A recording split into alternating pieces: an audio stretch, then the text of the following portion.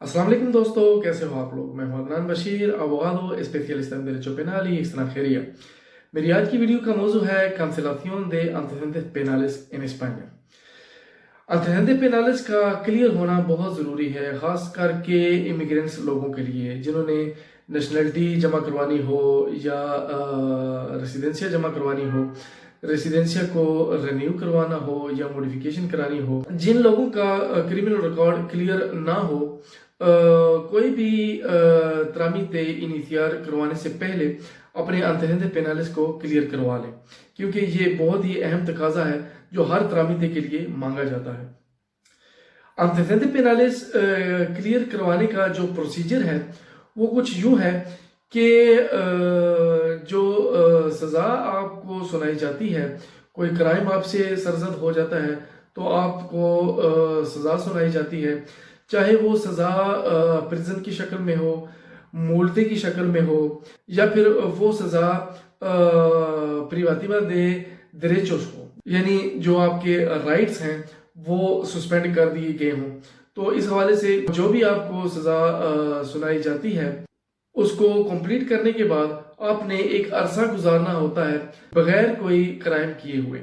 جب وہ عرصہ گزر جاتا ہے تو تب آپ antecedentes penales کلیئر کروانے کی پٹیشن اندراج کروا سکتے ہیں. وہ کون سی ڈیڈ لائنز ہیں، کون سے پلازوز ہیں، آئیے دیکھتے ہیں. جو 1 جولائی 2015 سے پہلے کرمنل لا جو لاگو تھا، اس کے تحت جو پلازوز تھیں وہ تھیں 6 ماہ پیناس لیویس کے لیے، 2 سال پیناس مینوس گرابیس کے لیے جن کی سزائیں 12 ماہ تک ہوں، 3 سال کا عرصہ باقی کے جو پیناس مینوس گرابیس ہیں، اور 5 سال کا عرصہ پیناس گرابیس کے لیے. مگر یہ ڈیڈ لائنز بڑھا دی گئیں 2015 کے بعد.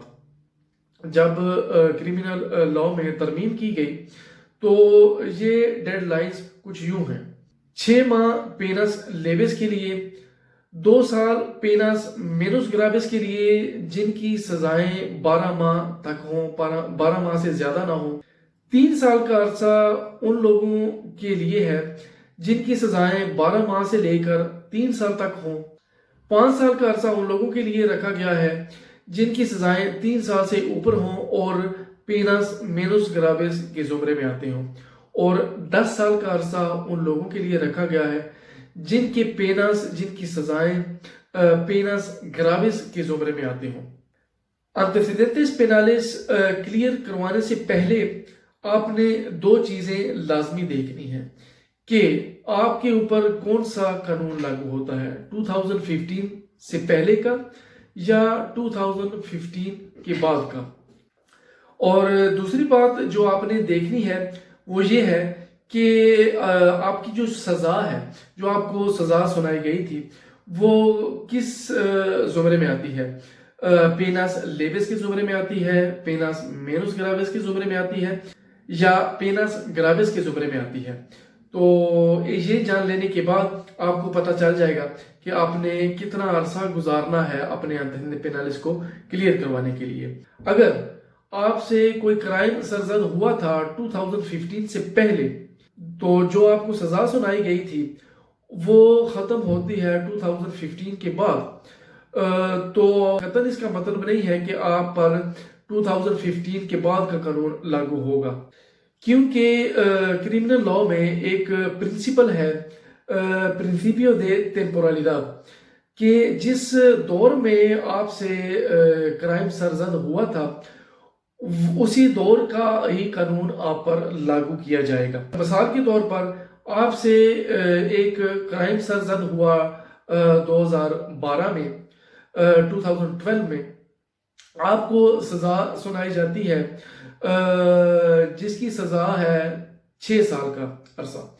تو یہ سزا آپ نے کاٹی، آپ کی سزا ختم ہوتی ہے 2018 میں. تو آپ پر جو قانون لاگو ہوتا ہے وہ ہے 2015 سے پہلے کا، جس کی ڈیڈ لائن ہے 5 سال کا عرصہ. آپ نے 2018 کے بعد 5 سال کا عرصہ گزارنا ہے، کیونکہ 6 سال کی سزا پیناس گرابیس کے زمرے میں آتی ہے، اور اس کی جو ڈیڈ لائن ہے antecedentes penales کو کلیئر کرانے کے حوالے سے وہ ہے 5 سال کا عرصہ۔ تو 2018 کے بعد آپ 5 سال کا عرصہ گزاریں گے تو اس کے بعد آپ antecedentes penales کانسلار کروانے کی پیٹیشن اندراج کروائیں گے۔